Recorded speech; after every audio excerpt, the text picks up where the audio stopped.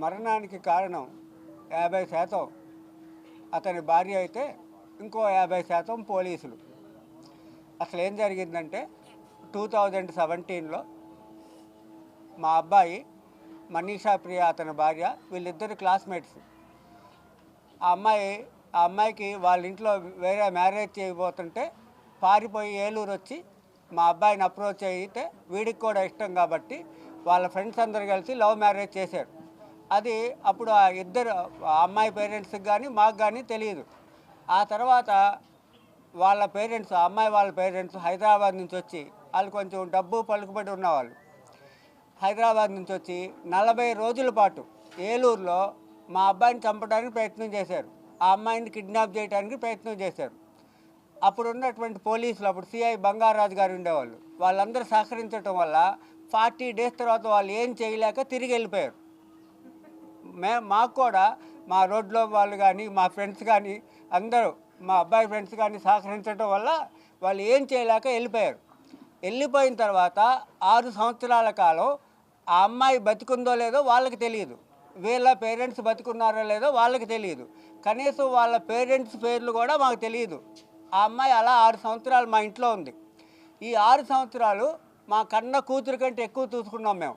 ఆ అమ్మాయికి 20 లక్షలు బంగారు నగలు కొనిచ్చాం, 10 లక్షలు డ్రెస్సులు కొనిచ్చాం, 6 లక్షలు బర్త్డేలు చేసాం. మా సొంత అమ్మాయి అనుకున్నాం కానీ అసలు మోసం చేస్తుంది అనుకోలేదు. 6 సంవత్సరాల తర్వాత లాస్ట్ ఇయర్ ఫిబ్రవరిలో వాళ్ళ ఫాదర్ చనిపోయాడు. వాళ్ళ ఫాదర్ చనిపోతే చూసొస్తానికి వెళ్ళిన తర్వాత తిరిగి వచ్చిన తర్వాత 3 నెలల పాటు వాళ్ళ పేరెంట్స్తో మాట్లాడుకుంది. ఆ 3 నెలల తర్వాత ఆల్ ఆఫ్ సడన్ ఒకరోజు వాళ్ళ పేరెంట్స్, వాళ్ళ బంధువులు వచ్చి ఆ అమ్మాయిని తీసుకొని వెళ్ళిపోయారు. ఆ అమ్మాయిని తీసుకొని వెళ్ళిపోతే మేము ఎందుకు ఆపలేకపోయామంటే ఆ అమ్మాయి కూడా విల్లింగ్గా వెళ్ళిపోయింది. నేను వెళ్ళిపోతున్నానని చెప్పి వెళ్ళిపోయింది. వెళ్ళిపోయేటప్పుడు ఆ అమ్మాయితో మేము కొనిచ్చిన బంగారు నగలు కానీ విలువైన డ్రెస్సులు కానీ అన్నీ తీసుకొని వెళ్ళిపోయింది. వెళ్ళిపోయిన తర్వాత కూడా ఒక 10 రోజుల పాటు మా అబ్బాయితో మాట్లాడుతూ ఉండి నేను వచ్చేస్తాను, మా ఇంట్లో వాళ్ళతో ఒప్పించి నేను వచ్చేస్తాను, మీరేం కేసులు పెట్టొద్దు, మీ ఇంటికి వచ్చి గొడవ చేసామని బతిలాడింది. ఆ తర్వాత 10 రోజుల తర్వాత ఫోన్ కాంటాక్ట్ లేదు. తర్వాత కొన్ని రోజులకి ఏలూరు 2 టౌన్ నుంచి 498 కేసు పెట్టారు మీ మీద, మీ పేరెంట్స్ మీద అని ఫోన్ వచ్చింది. వచ్చిన తర్వాత ఆ అమ్మాయి రాలే అసలు ఏలూరు. కానీ పోలీసు వాళ్ళు ఏం చేశారంటే ఇక్కడికి వచ్చి మాకు 41A నోటీసులు ఇచ్చారు, మీ మీద కేసు అయిందని. 41A నోటీసులు ఇచ్చిన తర్వాత వీళ్ళంతా మా రోడ్లో వాళ్ళు, ఈ రోడ్లో వాళ్ళ ఆడవాళ్ళందరినీ ఎంక్వైరీ చేసుకొని ఇక్కడ అసలు అలాంటిది ఏమి జరగలేదని రిపోర్ట్ ఇచ్చారు. ఏమి జరగలేదు, అటువంటి గొడవ లేదు, కన్న కూతురు కంటే ఎక్కువ చూసుకున్నారని వాళ్ళు ఇచ్చారు. ఇక్కడికి వచ్చిన వాళ్ళు ఎవరంటే head constable Satya Harishchandra Prasad, SI Nagababu. ఆ తర్వాత ఏం చేశారంటే హైదరాబాద్ నుంచి వాళ్ళ పేరెంట్స్ వచ్చారు. పేరెంట్స్ వచ్చి 5 లక్షలు ఇచ్చారు అప్పుడున్న ఎస్పీకి, లాస్ట్ ఇయర్ ఆగస్టులో ఉన్న ఎస్పీకి. లాస్ట్ ఇయర్ ఆగస్టులో ఉన్న ఎస్పీ, ఆగస్టులో ఉన్న డిఎస్పీ, ఆగస్టులో ఉన్న 2 town CI, SI Nagababu, Harishchandra Prasad, వీళ్ళందరూ వాళ్ళ దగ్గర లంచాలు తీసుకొని మా చుట్టుపక్కల 3 పేర్లు తీసుకొని వాళ్ళని అడిగినట్టు, వాళ్ళేమో అవును నిజమే జరిగిందని చెప్పినట్టు రాశారు. వాళ్ళు రాసిన దాంట్లో అసలు ఒక ఆవిడ చనిపోయారు, మిగతా ఇద్దరిని అడగల. వాళ్ళు ఆ 3 పర్సన్స్ని అడగకుండా వాళ్ళని అడిగినట్టు, ఇక్కడ గొడవ జరిగినట్టు వాళ్ళు ఏం చేశారు, ఛార్జ్షీట్ వేశారు. ఆ ఛార్జ్షీట్ వేసేటప్పుడు మా అబ్బాయి అడ్వకేటు, నేను అడ్వకేట్ని, మా వైఫ్ అడ్వకేటు, ఇంకో అబ్బాయి అడ్వకేట్, ముగ్గురిని కూలీలని రాశారు. వాళ్ళు వేసిన ఛార్జ్షీట్లో అడ్వకేట్లని కూలీలని రాశారు. ఎంత అవమానించారు. మరియు వాళ్ళ నాన్నగారు అయినటువంటి రత్నరాజు గారు బాగా తెలుసు, ఎందుకంటే ఆయన రాజూస్ ఐఏఎస్ అకాడమీ అనేది రన్ చేస్తున్నారు.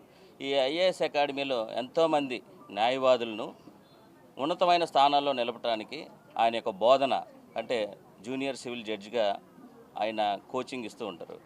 అటువంటి వ్యక్తి సమాజంలో మంచి గౌరవం ప్రతిష్టలో ఉన్న వ్యక్తి వారి యొక్క పిల్లలను కూడా ఉన్నతమైన చదువులు చదివించి ఒక మంచి స్థానంలో నిలబెట్టిన సందర్భంలో రత్నరాజు గారి యొక్క కుటుంబం గతంలో హైదరాబాదులో నివసించేవారు. ఆ కోణంలో సెంట్ మ్యాట్రిక్స్ అనే స్కూల్లో వాళ్ళు చదువుకున్నారు. ఆ చదువుకునే క్రమంలో ఈ పైనం మనీషా యాదవ్ అనే ఒక పిల్ల పరిచయం అయింది, క్లాస్మేట్ కాబట్టి. ఆ పరిచయం ప్రేమగా మారిన తర్వాత వాళ్ళ యొక్క తల్లిదండ్రులు పైనం కార్తిక్ షెడ్యూల్ కులానికి చెందిన వ్యక్తి కాబట్టి కులాంతర వివక్షతో ఆ పిల్లవాడికి వాళ్ళ కూతురిని ఆ పిల్లను బంధించి బలవంతంగా పెళ్లి చేయబోతే ఆ పిల్ల వాళ్ళ యొక్క స్నేహితుల సహాయంతో ఇతన్ని ఎంతో అమితంగా ప్రేమించి అక్కడ నుంచి బయలుదేరి ఏలూరు వచ్చి ఇక్కడ పైనం కార్తిక్ కూడా వాళ్ళ తల్లిదండ్రులకి అమ్మాయి నా కోసం వచ్చింది చెప్పుకోకుండా వాళ్ళ స్నేహితుల ద్వారా ఒక స్పెషల్ మ్యారేజ్ చేసుకొని బుద్ధిస్ట్ మ్యారేజ్ వివాహం చేసుకునే సమయంలో వీరి మీద అనేకమైన కేసులు వీరింటి దగ్గర గస్తీ కాసి అక్కడ నుంచి వచ్చిన రౌడీలు వీరిని చంపడానికి ప్రయత్నం చేయించుండగా ఒక 40 రోజులు రాజుగారు చెప్పిన విధంగా ఆయన ప్రొటెక్ట్ చేసుకుంటూ అప్పుడున్న పోలీసులు సహకరించి నైబర్స్ అందరూ అలాగే ఉంటామన్నమాట. ఒక 7 ఇయర్స్ బ్యాక్ వీళ్ళు లవ్ మ్యారేజ్ జరిగింది అనేది సడన్గా మాకు తెలిసిందండి. అప్పుడు మేము ఆ పాపతో చెప్పాము, వచ్చేస్తే సరిపోదమ్మా, ఇప్పుడు నీ తల్లిదండ్రులను వద్దనుకుని రేపు అదే దీని మీద నువ్వు లైఫ్ లాంగ్ నిలబడి ఉండాలి, అప్పుడే ఇటువైపు అటువైపు ఉంటారంటే వాళ్ళు ఎవ్వరూ వద్దని ఆ అమ్మాయి ఎన్ని కేసులో వాళ్ళ పేరెంట్స్ వైపు పెట్టి ఇటువైపు నిలబడిందండి. నిలబడినప్పుడు ఈ ఇంట్లో 2 మగపిల్లలేనండి వీళ్ళకి.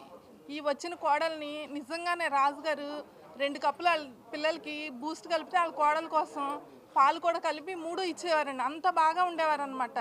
మేమందరం ఎక్కడికైనా ఫంక్షన్కైనా దేనికైనా నడుచుకుంటూ వెళ్తే వెనకాల వాళ్ళ ముగ్గురులో ఎవరో ఒకళ్ళు బండి మీద తీసుకొచ్చి దింపేవారండి ఆ పాపని. ఎప్పుడూ రోడ్డు మీద నడిపించింది ఇది కూడా లేదు. అలా అంత బాగా ఉండేది.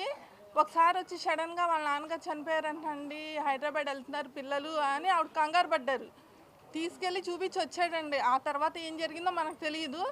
ఒకరోజు సడన్గా హాస్పిటల్లో జాబ్ చేస్తుందండి తను 2 ఇయర్స్గా ప్రభా హాస్పిటల్ పోలీస్ స్టేషన్ నుంచి ఫోన్ అండి నోటీసులు వచ్చినాయి అంటండి. ఏమని అంటే 498 కేసు పెట్టి వీళ్ళు ఆ పాపను బాగా హెరాస్ చేశారు, తల పగలగొట్టేశారు, అదనపు కట్నం తెమ్మంటున్నారు, ఇచ్చిన కట్నం సరిపోలేదు అని వాటి సారాంశం ఉందని చెప్పారండి. అయితే పోలీసులు 2 వచ్చారండి మా ఇంటికి ఎంక్వైరీకి వచ్చారు, పక్కన ఆంటీ గారి దగ్గరికి కూడా ఎంక్వైరీకి వచ్చారండి. మేము చెప్పాము అలాంటివి ఏమీ లేవండి, అవి ఫాల్స్ ఎలిగేషన్స్. వాళ్ళు చూడడం ఆ పాపను చాలా బాగా చూశారు. ఆ పాప ఎందుకు వెళ్ళిపోయిందో తెలియదు. వెళ్ళిపోయిన తర్వాత అలాంటి రాంగ్ ఇన్ఫర్మేషన్స్ ఇవ్వకూడదు అని మేము చెప్పామండి. అది నోట్ చేసుకుని వెళ్ళారండి పోలీసులు. బట్ ఇంకొక 2 మంత్స్ తర్వాత తెలిసింది ఏంటంటే నేను ఆంటీ చెప్పిన ఇన్ఫర్మేషన్ వాళ్ళు ఎక్కడ నోట్ చేయలేదండి. పక్కన టీచర్ గారు హౌస్ పైన ఇంకా ఆ పక్కన ఉన్న నైబర్స్ నేమ్స్ తోటి వాళ్ళందరూ పోలీసు ఎంక్వైరీ వాళ్ళ దగ్గరికి వెళ్ళినట్టు, వాళ్ళు నిజంగానే ఈ అమ్మాయిని హింసిస్తున్నారు అని చెప్పినట్టు రాసుకుని కేసు ఫైల్ చేశారంటండి. యాక్చువల్గా పోలీసులు కేసు ఫైల్ చేసిన రోజున ఈ టీచర్ గారు చనిపోయారు. ఆ రోజు ముందు రోజు చనిపోయారండి ఆ టీచర్ గారు.